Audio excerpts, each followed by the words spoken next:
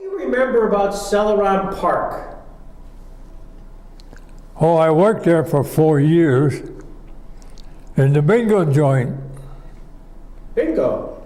Called numbers had a coffee pot.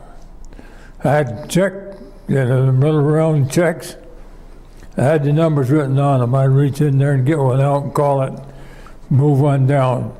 Cost a nickel. Nickel? I think I can't remember, it was about 30 seats or something like that.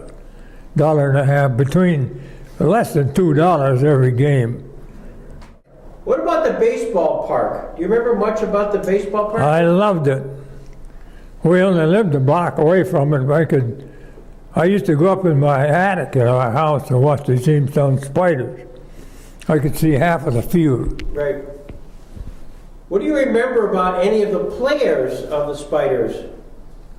Oh, I remember some of the extra ones that used to come in. I remember one of the Olympic girls came in and played an exhibition game. She pitched a couple innings. Wow. She did pretty good too.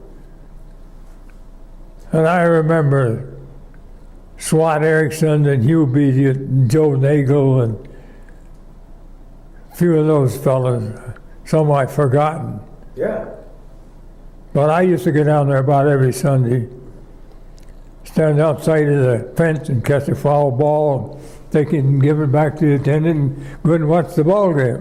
So that's how you got a That's ticket? how I got in.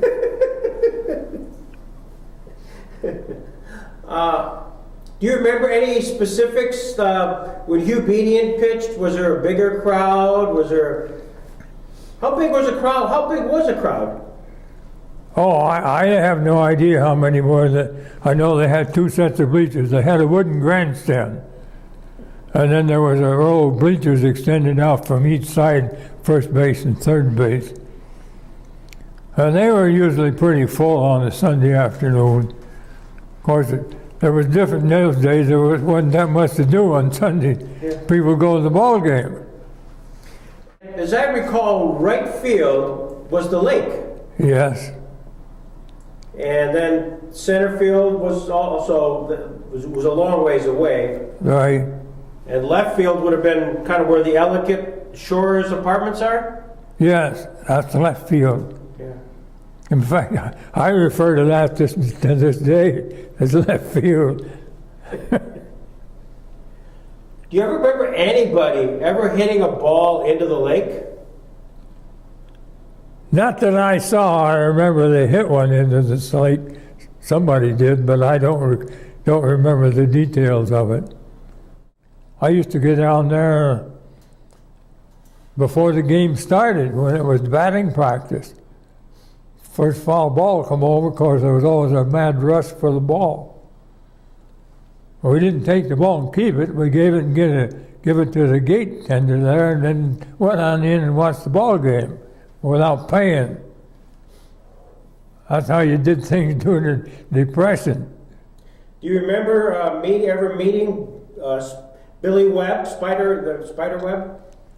Well, that's the ones I used to watch all the time, Yeah. was Billy Webb Spiders. Right. In fact, where we lived in Celoron there on Lake Street, where that house, that was a 2-block street.